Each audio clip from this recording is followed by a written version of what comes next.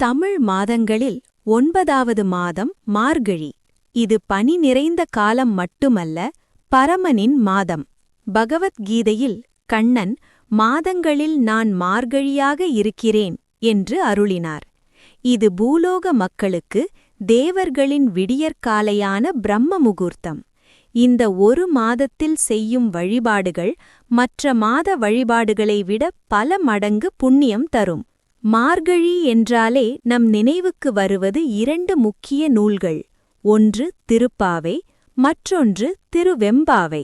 இவை இரண்டுமே தலா 30 பாடல்களைக் கொண்டவை.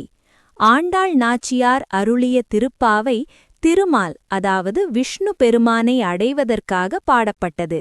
இதில் பாவம் தீர்க்கும் பரந்தாமனை போற்றிப் பாடினால் நாடு செழிக்கும், நல்ல மழை பெய்யும் என்று கூறுகிறாள் ஆண்டாள். அதே வேளையில் மாணிக்கவாசகர் அருளிய திருவெம்பாவை சிவபெருமானின் புகழை பாடி அவரை அடைந்து முக்தி பெறுவதற்காக பாடப்பட்டது. இந்த 2 நூல்களும் மக்களை அதிகாலையில் துயில் நீக்கி இறைவனின் நாமத்தை சொல்ல அழைத்து பக்தியையும் ஒழுக்கத்தையும் நிலைநாட்டுகின்றன.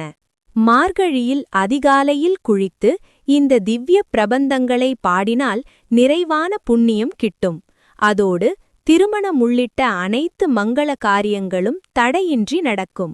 மன அமைதி உண்டாகி இறைவனின் அருளால் வாழ்வில் எல்லா வளங்களையும் பெறலாம்.